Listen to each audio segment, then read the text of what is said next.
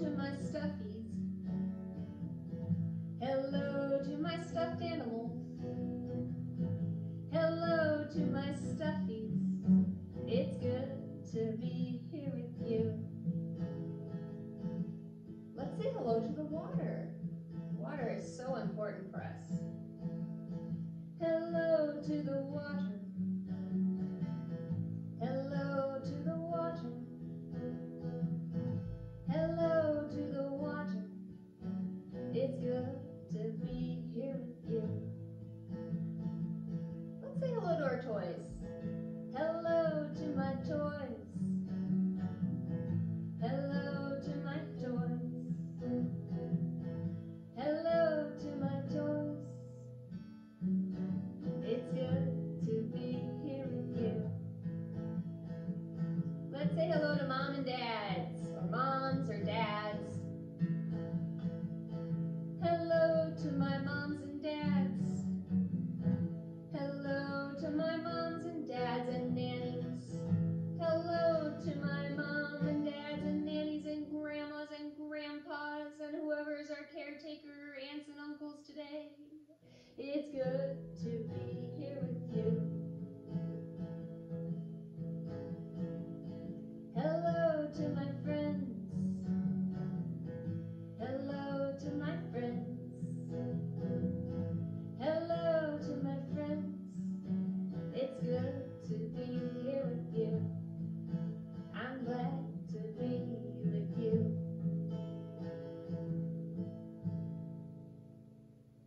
Hello, friends. It's good to be here with you again today. Let's talk about what today is. Oh, we have to sing the days of the week first. Days of the week. Days of the week. Days of the week. Days of the week. Days of the week. There's Sunday and there's Monday. There's Tuesday and there's Wednesday. There's Thursday and there's Friday. And then there's Saturday. Days of the week. Days of the week. Days of the week. Days of the week. Days of the week. Hooray! Today is Wednesday, April 8th, or the 8th. Yesterday was Tuesday, April the 7th. Today is Wednesday, April the 8th.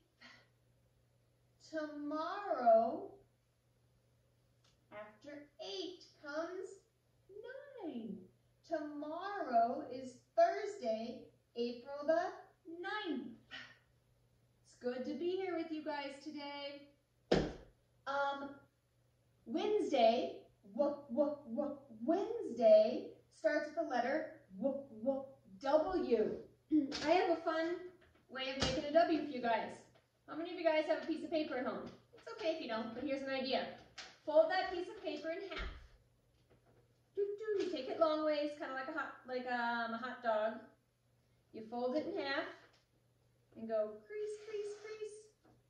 Then you're going to fold it in half again. Crease, crease, crease, crease. And then you're going to open it up and take one of the sides that you folded again and just fold it back on itself. Now, look what we have here. If we look at it this way, I'm going to go really close to the camera. See if you notice this letter. Yep, it goes down, up, down, up. It's the letter W. W is for wins. W is for Wednesday. Yay! So I'm going to leave our letter W out here. W is also for water. Woo, water. W, Wednesdays are the days that we talk about the weather. W is for weather. And W are on Wednesdays. We're also talking about the questions why. Lots of wonderful things to talk about on Wednesday. Lots of W words. I am remembering I need water for our last exercise, but I'll get that later. Right now, weather, it's raining. How many of you guys, raise your ear if you have a water bottle, squirt bottle at home.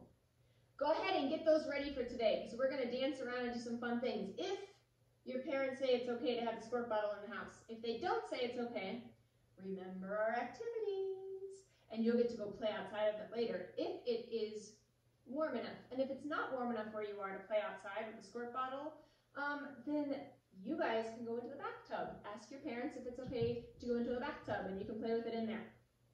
There's always an option, even if it's not warm weather. Warm weather. W. Hey, we have lots of W's here. Not a W, but something that does have to do sort of, it's not with weather, but it does have to do with science and with the outdoors. How many of you guys raise your, what's another thing we have at body part? Raise your hip. Raise your hip. If any of you guys saw that beautiful full moon last night, let's talk a little bit about that moon. April 7th, that was, today's the 8th, yesterday was the 7th. At night, April 7th, was our super pink moon. Now, was it really pink? No. And why is it called a super moon? That's a why question. Why is it called a super moon? I have some facts for you. Last night, the moon was at its perigee-syzygy. Can you guys say that? Perigee-syzygy. That means it was the closest that it could be to the Earth. And that closeness is 221,772 miles away. Pretty good at social distancing there. Anyway, perigee-syzygy never really caught on, so people call it the supermoon. And it was also when the Earth, the moon, and the sun were all in alignment. So because of that, the moon looked a lot larger and a lot brighter than it usually does. It wasn't pink, but it's named the pink moon. So it was a supermoon because it was at its perigee-syzygy, and that was such a big complicated word, they changed it to supermoon. And it's not pink. It wasn't the color pink, but they named it a pink moon because in April, many of you guys are noticing flowers are starting to bloom. I had my first flowers, my first yellow daffodils blooming outside. If you have a chance and you live around anywhere with nature, if you're in an apartment building in the middle of the city, you may not see it, but you might. You can ask a parent if there's a time for you today to go outside privately, but go outside and see if you see any flowers blooming, or even look out the window and see if you see any flowers blooming, and let me know what colors you see, and draw some pictures with those colors. So, the moon in April, the supermoon or the perigee-syzygy, the supermoon in April was called the pink moon because in April a lot of flowers bloom, and flowers can be pink, so they called it the pink moon. Especially at moonrise last night, due to an optical illusion, when the moon is rising just above the horizon, it looks huge. It looks a lot bigger than usual. That's an optical illusion. Those of you who are older can look up what optical illusion means and look up different types of optical illusions. They're really cool. Those of you who are younger, if you're interested in learning more about optical illusions, ask your adult that you're with, and they can help look up information about that and teach you some. Now, parents, I have a tool for you. Since you're home now with your kids quite a bit, it's a great time right now to actually study the phases of the moon. That's something you can do with research, but most importantly, actually all of us learn better through experience, but especially the wee ones. We learn so much better through actually witnessing something. So taking them out every night to observe the moon, observe the different times that it rises and falls, rises and sets, observing where different places in the sky that it rises, observing the different shapes and sizes of the moon, the phases of the moon. Those are all great things to start studying with your kids now. It's really something that we've lost in our society for the most part, now that we've become a Roman Greco calendar and the sun calendar idea, and it's such a great concept and super helpful if your children are ever growing up to be in the woods. It's great. It's good for so many things. So that's a tool you guys can use now in teaching. Speaking of moon, everyone get out some instruments. We're going to sing a Mr. Moon song. Oh, did I startle you, Tank? Good morning, Tank. Hi. Yeah. Tank's having another sleepy day, but he was out with the chickens early this morning and having fun. Let's get out your instrument. If you don't have them yet, push pause and go find something for an instrument. And we're going to sing a song, Mr. Moon. When you come back, here we go. Mr. Moon, you're up too soon. The sun is still in the sky. Go back to bed and cover up your head and wait till the day goes by. On earth, the summer's morning, I searched the forest through, and suddenly I heard a sweet but short cuckoo, cuckoo, cuckoo, cuckoo, cuckoo, cuckoo, cuckoo, cuckoo, cuckoo. Yay! That's a fun one to sing. Mr. Moon. Well, we talked about the moon.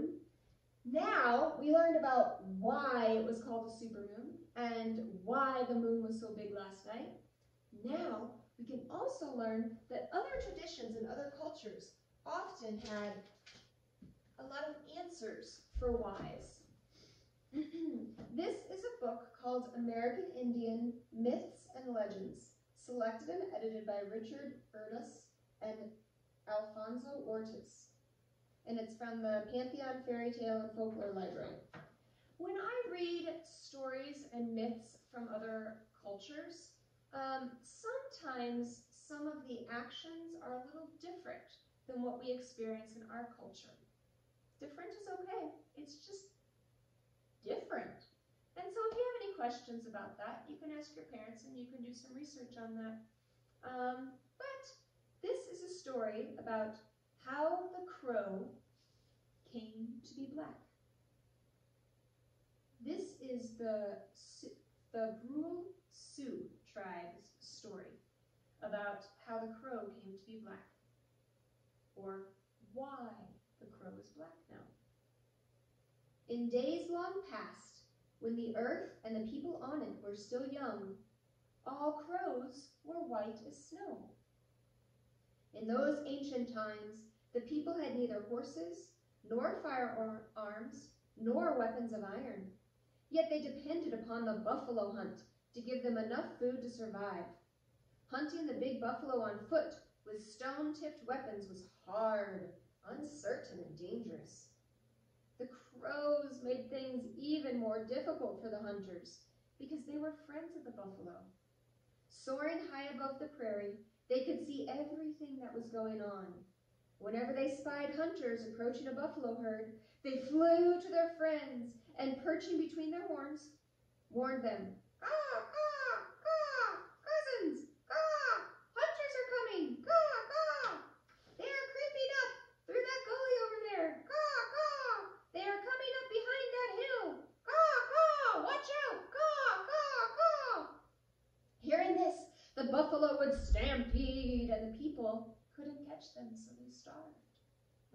The people held a council to decide what to do. Now, among the crows was a huge one, twice as big as all of the others. This crow was their leader. One wise old chief got up and made this suggestion. "We must capture the white crow," he said, "and teach him a lesson. It is either that or we go hungry." He brought out a large buffalo skin with the head and horns still attached. He put it on the back of a young brave, saying, Nephew, sneak among the buffalo. They will think you are one of them, and you can capture the big white crow. Disguised as a buffalo, the young man crept among the herd as if he were grazing. The big shaggy beasts paid him no attention. Then the hunters marched out from their camp after him, their bows at the ready. As they approached the herd, the crows came flying as usual, warning the buffalo. Caw, caw, cousins, caw, the hunters, caw, are coming to kill you. Caw, caw, watch out for their arrows. Caw, caw, caw. And as usual, all the buffaloes stampeded off and away. Well, all that is, except the young hunter in disguise, under his shaggy skin, who pretended to go on grazing as before. Then the big white crow came gliding down, perched on the hunter's shoulders and flapping his wings said, Caw, caw, caw, brother, are you deaf? Caw, caw, the hunters are close by, just over the hill. Save yourself. But the young brave reached out from under the buffalo skin and grabbed the crow by the legs. With a rawhide string, he tied the big bird's feet and fastened the other end to a stone. No matter how hard the crow struggled, he could not escape. Again, the people sat in council. What shall we do with this big, bad crow who has made us go hungry again and again? I'll burn him up, answered one angry hunter. Before anyone could stop him, he yanked the crow from the hands of his captor and threw it into the council fire, string, stone, and all. This will teach you, he said. Of course, the string that held the stone burned away almost at once, and the big crow managed to fly out of the fire. But not before some of his feathers were singed and charred with the ashes, the black ashes of the fire. Though he was still big, he was no longer white. Caw, caw, caw, he cried, flying away as quickly as he could. I'll never do it again. Caw, I'll stop warning the buffalo. Caw, and so will all of the crow nation. I promise. Caw, caw, caw. Thus, the crow escaped, but ever since, all crows have been black. This was a story told by Good White Buffalo at Winter Rosebud Indian Reservation, South Dakota in 1964, and was recorded by Richard Earnose.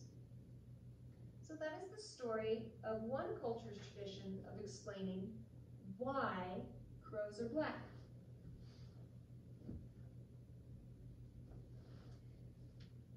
There's a lot of interesting ways of explaining things and figuring things out. Why is a question that many of us have asked, well, ever since we're really little. How many of you guys wiggle your noses? If any of you have little brothers and sisters at home that are learning questions or saying, why, all the time, it's a good question. There are lots of good WH questions, and I forgot my paper. I'm so sorry, but I'll do this for W. One W question is, who? Let's think about that story. Who was in that story? A crow? Yeah. Who else was in that story? Buffalo? Uh-huh. Who else was in that story? Some of the elders and the young brave? Yeah, those are all who's that were in that story. Let's think of another W question. There's who, what? What happened in that story? What did the crow do? At first, he would tell the buffalo that the hunters were there, right? He'd go, caw, caw, and tell the hunters. That's what he would do. The who's, the crows, the people, the buffalo, those are nouns. Persons, places, or things. The what's, the what in this story is what they did. Those are verbs, those are action words. What they did, the crow would fly, caw, caw, the crow would caw.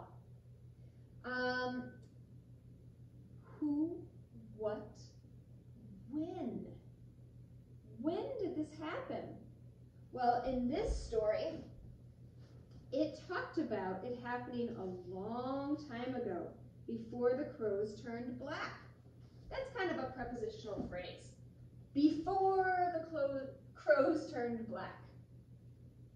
A long time ago. Those are other wins. What are some other wins? Yesterday's a win. Tomorrow's a win. Right now is a win. At lunchtime is a win. Those are all wins. So we have who. We have what. We have when. We also have where. Where is Tank licking right now? He's licking his leg. Now he's licking my hand. His leg, my hand. Where could also be in outer space. Where could be in the desert. In this story, the where did they throw that crow? In the fire. Yeah, those are all places. Where can be a place or a noun. It can also be a prepositional phrase like over the hill, under a bush. Those are all wheres. Who, what, when, where, and of course our big question, why? That's another prepositional phrase. Why? Because I want to. Or because it's cold. Why did the alder throw the crow in the fire? Because he was angry. Yeah. Why did they trap the crow? Because he kept telling the buffalo. Why did the people need the buffalo to eat? Because they needed to eat. So those are some good questions that make up stories. Who, what, when, where, and why? I have a game idea for you guys. For those of you who are older, write it down. For those of you who are younger, you can have a parent or an older sibling write them down. Come up with a list of like 5 words of whos. Mine here are kind of silly. 3 little pigs. That's a who. Mom. That's another who. Elsa and Anna and Olaf. Those are other whos. My dog Tank is a who. My teacher is a who. Then come up a list of like 5 or so whats. And you cut them up into individual pieces. What? What did they do? They sang a song about broccoli. What did they do? They ate tacos for breakfast. What did they do? They told a silly story. What did they do? They baked a cherry pie. What did they do? They slept all day long. So that's who. That's what. When. Once upon a time can be a when. When during the time of the dinosaurs. When on my birthday. When during science class. When yesterday. Where's on the moon. Where's under a tree. Where in a galaxy far, far away. Where in the Wild West. Where in a cave. And why? So I could go out and play. Why? Because my brother made me. Why? Because I was in trouble. Why? In order to rescue a cat stuck on a raft in the ocean. Why? Because I said so. So you come up with your own who's, what's, whens, where's, and why's. And then you keep them in a who pile, a what pile, a when pile, a where pile, and a why pile. But you turn them over and mix them up. And then somebody grabs one of the who's. They close their eyes.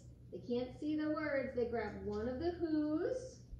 They grab one of the what's. They grab one of the whens. They grab one of the wheres. They grab one of the whys. And they mix it up and they look at it and they try to come up with a story. So my who is Elsa, Anna, and Olaf. My what ate tacos for breakfast. My when during science class. My where is on the moon. And my why is because I was in trouble. Uh-oh. So then I'll come up with a story with that. And I'll say, during science class, my friends Elsa, Anna, and Olaf decided to do something really silly. They brought in meat and cheese and corn tortillas and lettuce and tomatoes and salsa, and they ate tacos for breakfast in science class. And to make it sillier, our science class decided to build a spaceship, and we blasted off to the moon. So then, Anna, Elsa, and Olaf were on the moon eating tacos for breakfast. Well, why did we not come back to Earth? Well, we did it because I was in trouble. And my mom said, go to your room or go to the moon. So our whole science class decided to go up to the moon and eat tacos for breakfast with Anna, Elsa, and Olaf. The end. That was a really silly story. But it's something like that you guys can actually start telling stories at home. And you can come up with really silly stories just by having those WH questions. Who, what, when, where, and why. And usually you put it together in a beginning, a middle, and an end, where you teach a little bit, you have a problem, and then you solve it in the end. So that's one way of practicing some storytelling that you can do at home and have a nice activity for that. All right, storytelling aside, oh my goodness, I forgot about this one. This one's fun.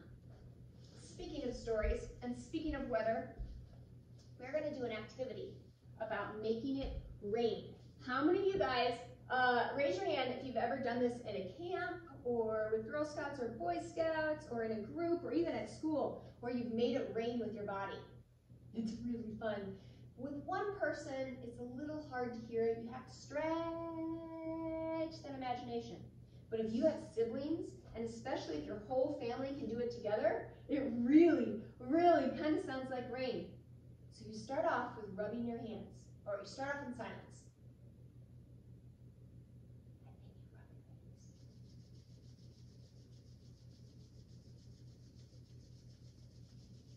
And then you start to snap. And you clap. And then you slap your legs. And then you stomp. It's a big rainstorm now. And then you go back to slapping your legs. The rain's starting to die down a little bit.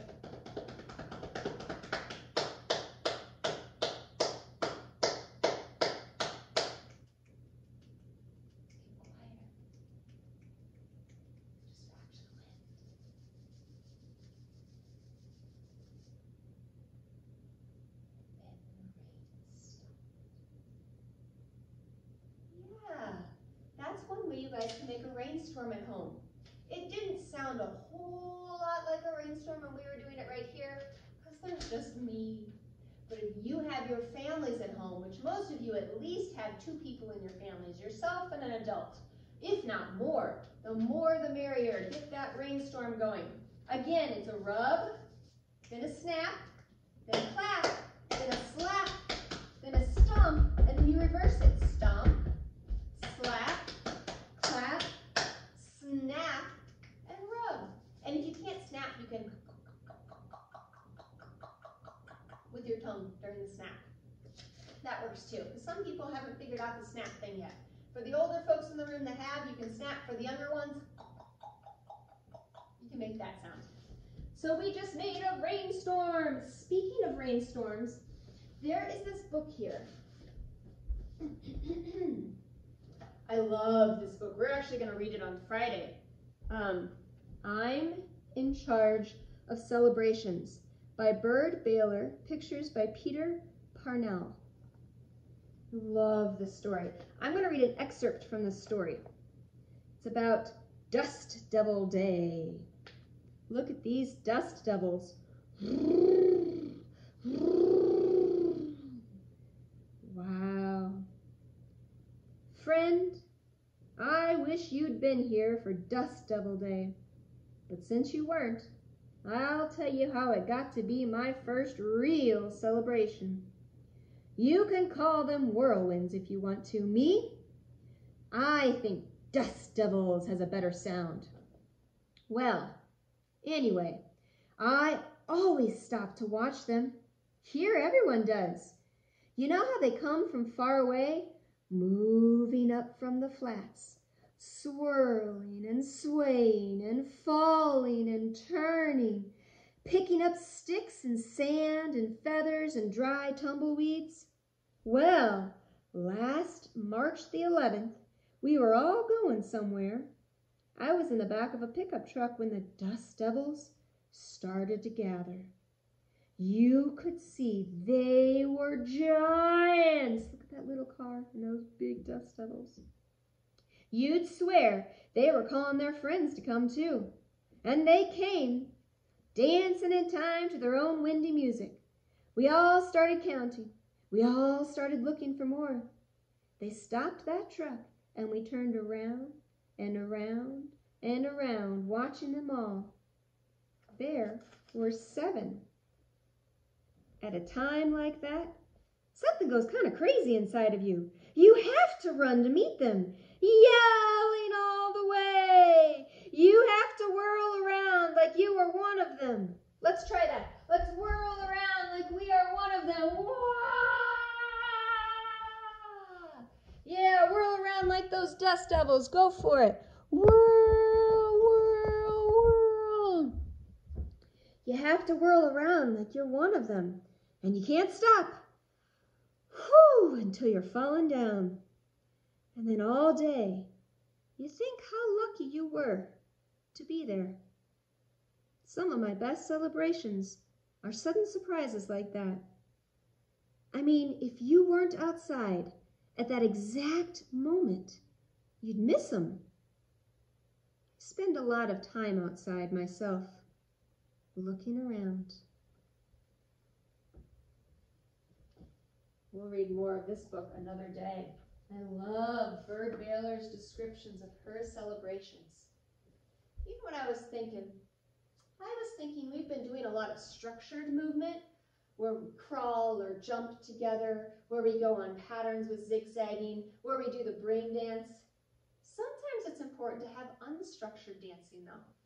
Unstructured movement, where we just move as we want. So my suggestion for you today is thinking about those dust devils and their whirling and how she ran out to meet them and danced with them. And also thinking about our weather with whirling dust devils, as well as we sang that song and we made our rain for the day. I'm going to play a song about rain. This is a song that isn't necessarily a kid's song. It's called Blessed Rain by my dear friend Amy Ringle. A-I-M-E-E-R-I-N-G-L-E, I believe. Might be E-L, I might have that wrong. Check it out. But if you Google Blessed Rain by Amy Ringle, you can find this on your own.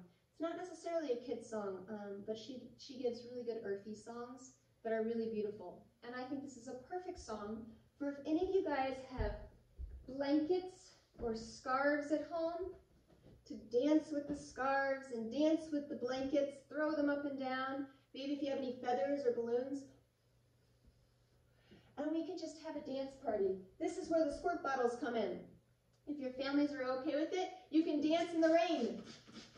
by spraying rain on you guys as well while you're dancing.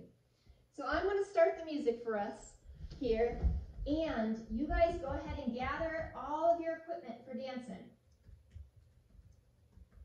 Any scarves, any squirt bottles, any balloons, any stuffed animals you want to dance with, and we're going to dance to this song.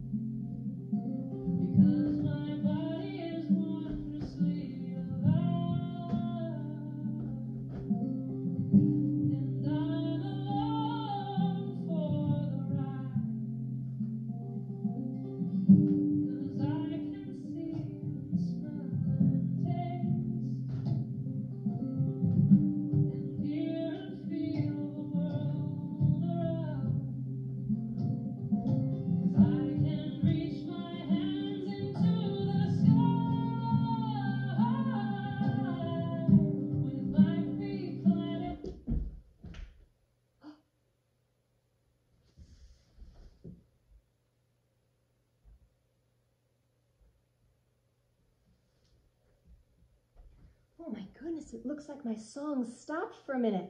I was getting so excited about dancing.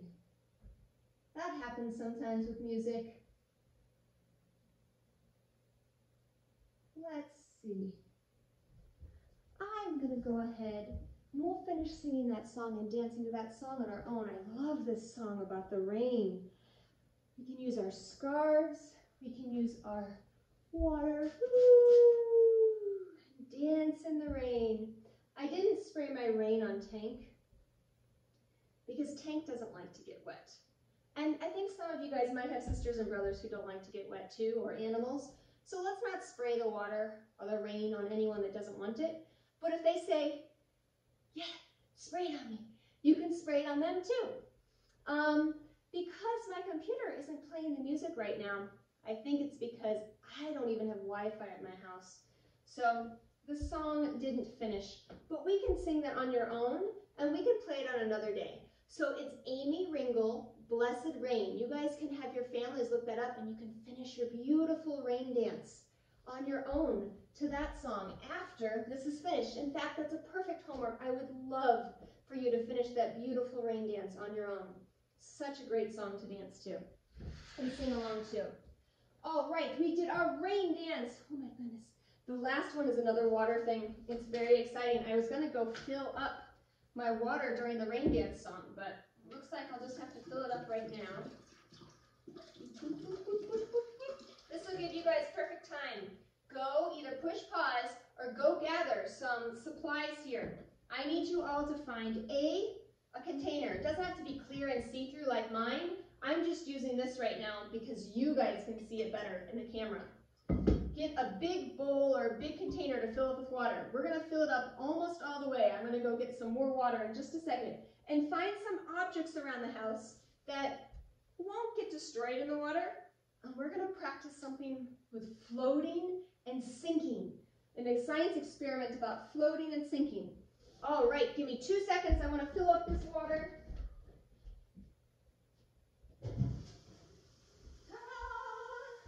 All right, the water is filling up right now.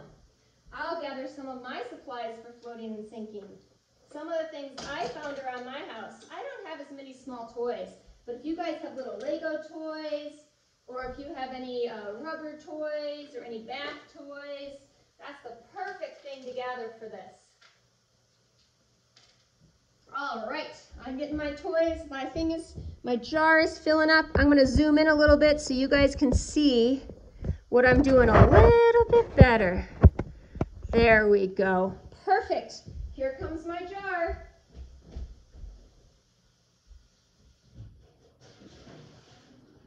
Woo-wee, it overflowed this time. Wowzers. Here we go. Here is my jar of water, my bowl of water. So, a little bit, how many of you guys have played with things that float and things that sink before? A little bit of science behind it. Each object that I have here, every object, living, non-living, every object is made of very, very, very tiny molecules. Those molecules can be packed really tight and close together, kind of like this rock is really packed tight. The molecules are packed really tight and close together, or they can be spread way out. I forgot I have something fun for us to do with that. The bubble wrap. How many of you guys have bubble wrap at home? Bubble wrap's molecules are spread way out. Now, I got some of these ideas, parents, from science-sparks.com. I'm not advertising the website because I actually don't know if it's a completely safe website. I haven't scrolled through it all and I don't know who sourced that. But if that's something that you as adults want to go to and check out first, you can come up with some really great lessons as well as experiments to do with your kids on there. So it's SCIENCE, science-SPARKS, sparks.com. So, objects are made of very tiny molecules. Where those molecules are positioned, whether really tight or really spread out, that affects an object's density. Density. Tightly packed molecules, like this rock, are more dense. Loosely packed molecules, kind of like in this bubble wrap, are less dense. Density is one thing that plays a part in whether something floats or whether it sinks. So I can give you the science, but first let's do the experiment. When we do an experiment, it's very helpful to come up with a hypothesis. Hypothesis is an educated guess of, what do you think? Come up with a hypothesis. Well, let's start with the very basic one. Do you think this rock will sink, or do you think this rock will float in this water? There are no wrong hypotheses. Hypotheses are just your educated guess. It's okay to be creative and guess. The difference is that we do a science experiment to determine whether those hypotheses prove to be accurate or whether they prove to be false. But it's important to come up with a hypothesis regardless. You don't always have to be right. In fact, numerous scientists have come up with their best creation and designs and experiments because they actually hypothesized, their hypothesis turned out false, and they came up with some brilliant information because of it. So, don't always feel like you have to be right, and your hypothesis doesn't have to be accurate. It can be wrong, and you can learn a lot from it. All right, so this rock. Wiggle your nose if you think it's going to sink. Blink your eyes if you think it's going to float. Here we go. 3, 2, 1. Looks like it's sunk all the way to the bottom. All right. So this rock sunk. Let's think of something smaller. How about this tiny piece of coral? Hold it up here. It's a teeny piece of ocean coral. Wiggle your nose if you think it will sink. Blink your eyes if you think it'll float. Let's see. It floated. So we just saw two things. A rock that sunk and a coral that floated. Do you guys have any hypotheses on the rest of these? What is a quality that makes something sink? And what is a quality that makes something float? Is it because this is white that it floats? That could be a hypothesis. A hypothesis could be, I think that everything that's white will float, and I think that everything that's pink will sink. Pink, sink, it rhymes. That could be a hypothesis. I don't have enough materials here to test that, but you can come up with different hypotheses. Some people might think, I think that anything that's big is going to sink. And I think that anything that's small is going to float. That's another hypothesis you could have. And then you test it with your experiment. Let's test some more things. This is like wax crayons all mixed together into one big coloring stick. Yep. Wiggle your nose if you think it'll sink. Blink your eyes if you think it'll float. 3, 2, 1. It sank. Same here. Let's do a candle. Just a regular old candle. Wiggle your nose if you think it'll sink. Blink your eyes if you think it'll float. This candle floated. So let's see. Sink pile, float pile so far. All right. So if you had a hypothesis that things that are round sink and things that are not round float, we just proved that that hypothesis is not accurate. Even though these two round things sunk, this round thing floated. So we proved that hypothesis is false. All right, let's think some more things here. Let's see, I have got a marker. Wiggle your nose if you think it'll sink. Blink your eyes if you think it'll float. 3, 2, 1. Float! Float, float. That goes in the float pile. These scissors.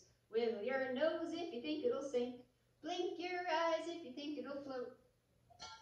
Whoa, they sunk. Ah, they keep sinking. Very, very wet over here. This is a good project. If you have a bowl and you're doing this, it's probably a good thing to have a towel laid down. I should have put a towel down first. Oopsie. What about this bubble wrap? Wiggle your nose if you think it'll sink. Blink your eyes if you think it'll float. Float. Look at how long it is, but it's still floated. Put that in the float pile. I have some facts for you before we test the rest of these. Density does play a part in things that float and sink. So, the more tightly packed molecules is the more dense. The more dense an object is, the more likely it is to, sink. The more spread out the molecules are, the less dense it is. And the less, if an object is less dense than water, because we have this experiment in the solution of water. It's different with different liquids, but at least with water. If it's more spread out in the molecules of the object, then it's less dense than water. It will float. Yeah. Some other things to consider. Objects that are hollow, they also might float because air is less dense than water. That's often why boats, huge boats, can float because there's a lot of airspace. In addition, they also have more surface area. What does that mean? Well, the shape of an object plays a factor in this too.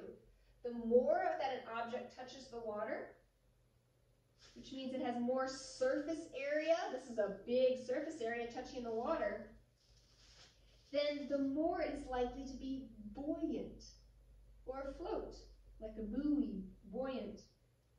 So, surface, the other thing I want you guys to look up. Those of you who are older in this and already know the float sink surface tension density thing, your job is to look up a little bit more about surface area and surface tension. And tell me a little bit about the surface tension of water, because that plays a big part in it too. Water pushes back against an object. So if there's more of the surface that's against the water, there's more space for the water to push it up. And obviously when you push something up, it can float.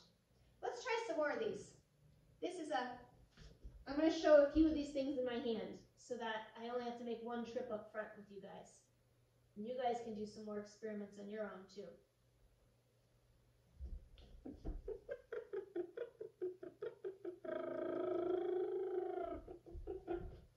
All right, some more float and sink experiments. First, a little stick. Float or sink. 3, 2, 1. Float.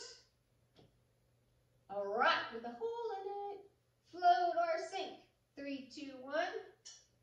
Sink. A bell. Float or sink. 3, 2, 1. Whoa, sink. Oh, I put those in float. That should be in sink. Sorry, guys. A penny. Float or sink. 3, 2, 1. Sink. A unicorn fuzzy rubber eraser guide. Float or sink. 3, 2, 1. He sunk. I kind of thought he might float. A little metal acorn. Float or sink. 3, 2, 1. Sink. A leaf. Float or sink. 3, 2, 1. It floated. So the leaf can go and float. The acorn can go and sink. How about this truck? Float or sink. 3, 2, 1. It floats. It must have some hollowness or more surface area to its weight and molecules that are more spread apart for it to float.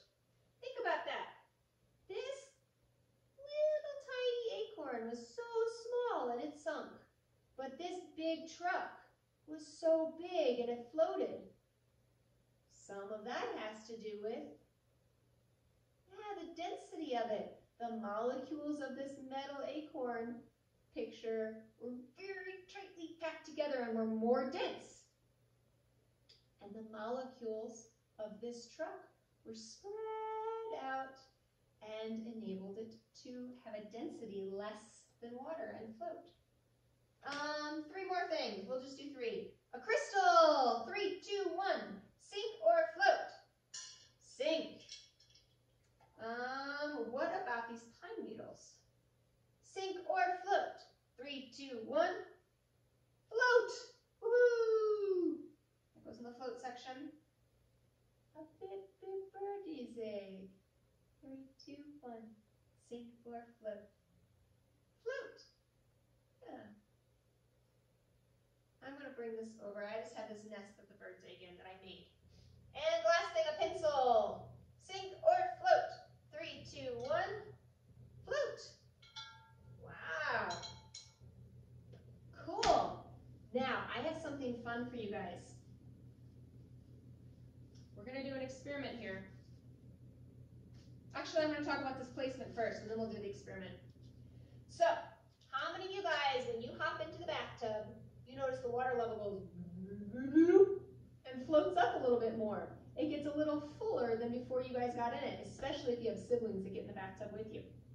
Well, when an object is placed in the water, it moves some of the water out of the way. It displaces the water. And that displacement, I'll watch. Ready? Put it in. See how this water level went when that big heavy rock went in? It's the same thing as when your body gets into the bathtub. Your body displaces, pushes away the water, and the water level rises. Ta-da! Now, if you didn't have, if it was already at the top and you displaced the water, it would just pour over, which is sometimes why moms and dads say, wait, don't fill it up all the way. Oh, I am so wet. It's just like that rain song. I'm getting soaking wet. So that is our sink and floating. Now, here's a very interesting experiment. Let's go to this. See how this coloring thing, crayon circle, when we put it in, what did it do? It sank. When we put in this penny, what does it do? It sank. But watch what happens if I wrap this penny in the bubble wrap.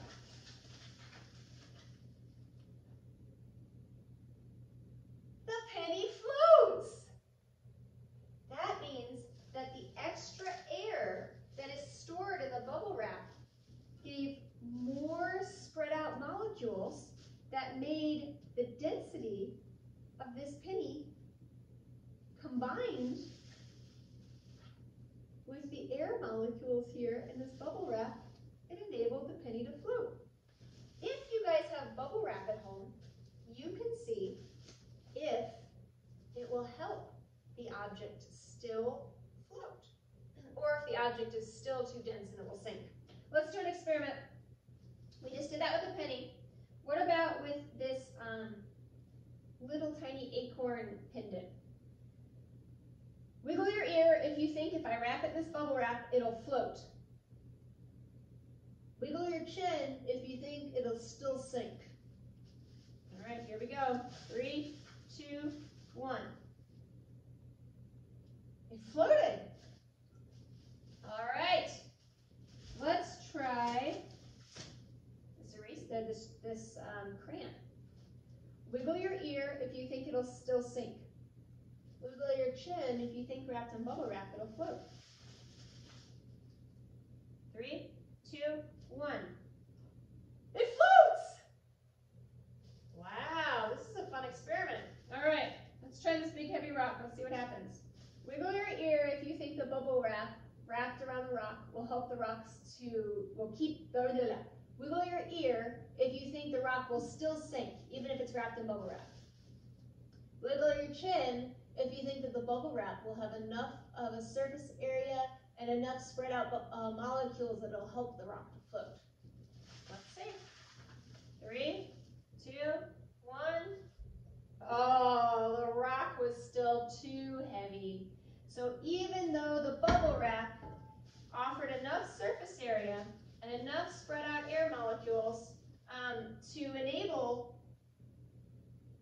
crayon and the little acorn and the penny to float, even though they sank when you put them in the water because they were more dense than the water by themselves. They were less dense when wrapped with the bubble wrap. But the rock was still more dense, even when wrapped in bubble wrap, than the water itself. And so it still sunk, even wrapped in bubble wrap. Great, well I hope you guys have some fun experimenting with this at home. Get a bowl. It's helpful that the bowl is definitely like twice the height of the object that you're trying to sink or float. Sometimes it gets confusing. Some objects kind of hang in the middle. They'll float and sink and float and sink. That's another thing to look up if you're older. Why do some objects float and then sink and then float and then sink? Great questions, great experiments we can do. Well guys, I think we are finished with all of our experiments and learning for the day. I hope you guys had a great time. Remember to go back to that Blessed Rain song and dance away with your scarves to it. Dancing in the rain. I don't have my water bottle here, but I'd squirt you. Psh, psh, psh. Have a good day.